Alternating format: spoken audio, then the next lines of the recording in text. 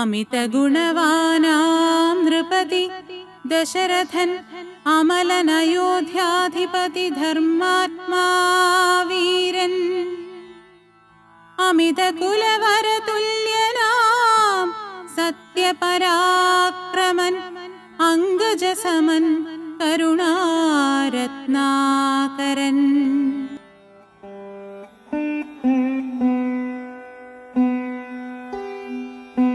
ആര്യപുത്രൻ എന്താ ശീലായ്മയാണോ? ആകെ ക്ഷീണിതനാണല്ലോ. ആര്യപുത്രന്റെ ശീലായ്മ ശരീരത്തിനല്ല, മനസ്സിനാണ് കൈകി. എന്താ ഇപ്പോ പെട്ടെന്നിങ്ങനെ? പെട്ടെന്നൊന്നുമല്ലല്ലോ സുമിത്രേ, എത്രയോ കാലം കൊണ്ടുള്ള മനക്ലേശമാണ്. ദേവേന്ദ്രൻ പോലും അർത്ഥാസനം നൽകി ആദരിക്കുന്ന ആര്യപുത്രന്റെ മനക്ലേശം മാറ്റാൻ ദേവന്മാർ തന്നെ വരികയില്ലേ കൗസല്യാദേവി?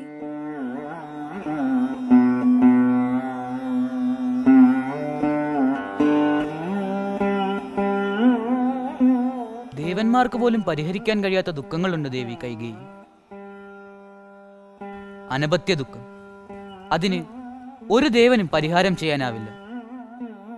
സൂര്യവംശ രാജാക്കന്മാർ പുത്രജനനത്തിനായി കഠിനവ്രതങ്ങൾ അനുഷ്ഠിച്ച ചരിത്രമുണ്ട്. നാമും കഠിനവ്രതങ്ങൾക്കൊരുങ്ങുകയാണ് ദേവി. ആര്യപുത്ര, ഉത്തമ പുത്രജനനത്തിനായി അങ്ങ് ഏത് കഠിനവ്രതം നോറ്റാലും അങ്ങയുടെ ധർമ്മപത്നിമാരായ ഞങ്ങൾ മൂവരും ഒപ്പം തന്നെ ഉണ്ടാവും. അതേ മഹാരാജൻ, ഞങ്ങൾ അങ്ങയുടെ ഏത് വ്രതാനുഷ്ഠാനത്തിനും സന്നദ്ധരാണ്.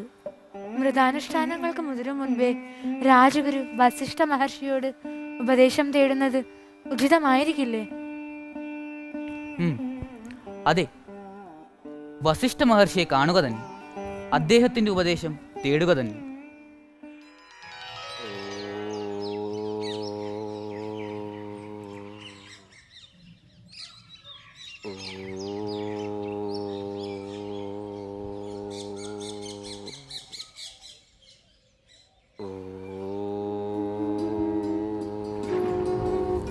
പ്രണാമം ഗുരുദേവ.